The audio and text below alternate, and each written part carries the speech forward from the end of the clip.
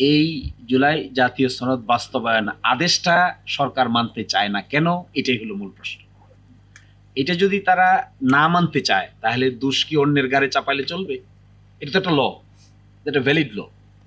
আপনারা আইন অঙ্গনের সাংবাদিক, আপনারা জানেন কোনো আদালত তো এটাকে অসাংবিধানিক ঘোষণা করে নাই।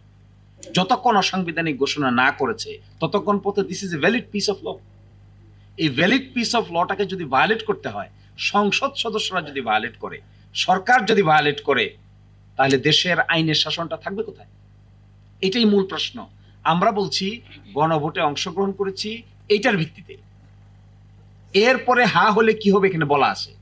এইটা না মেনে আরেকটা অল্টারনেটিভ প্রস্তাব দেওয়ার মানে কি? এটাকে টিস্যু পেপারে পরিণত করা?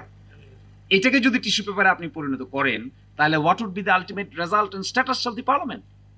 Can the parliament, without declaring the law unconstitutional by a competent court, can itself declare a law unconstitutional? তাহলে কোর্ট কাছারি থাকবে কোথায়? হাইকোর্ট সুপ্রিম কোর্টের দরকার কি? তাহলে তো পার্লামেন্টের মেজরিটির জুড়ে সবকিছু অসাংবিধানিক বলে দেওয়া যাবে। তা যদি বলতে হয় কোর্টে ফাইট করেন, সিদ্ধান্ত হোক, তারপরে আপনারা পদক্ষেপ নেন। কোর্টে তো ফাইট করছেন না, মামলাটা তো শুনানি করার জন্য আমরা পদক্ষেপ নেই, আপনারা খালি পিছু টানেন। তাও তো হচ্ছে না, এর মিনিং কি? প্রথম কথা হচ্ছে সংবিধান সংস্কার, সংবিধান সংশোধন দুটো দু জিনিস। বাংলাদেশের জনগণ ম্যান্ডেট দিয়েছে সংবিধান সংস্কার করার জন্য। জুলাই সনদের বক্তব্য সংবিধান সংস্কারের জন্য।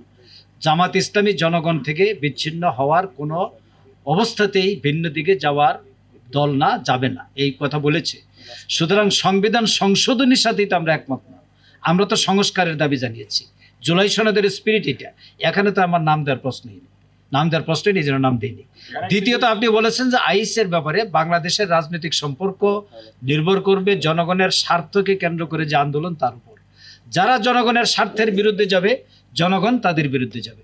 এখানে সম্পর্ক থাকবে কি থাকবে না, এটা নির্ধারিত হবে ভূমিকার মাধ্যমে। এবার তাজুল ইসলামের প্রতি প্রশ্ন। একটা শুধু আমি অ্যাড করে তাজুলকে দিচ্ছি।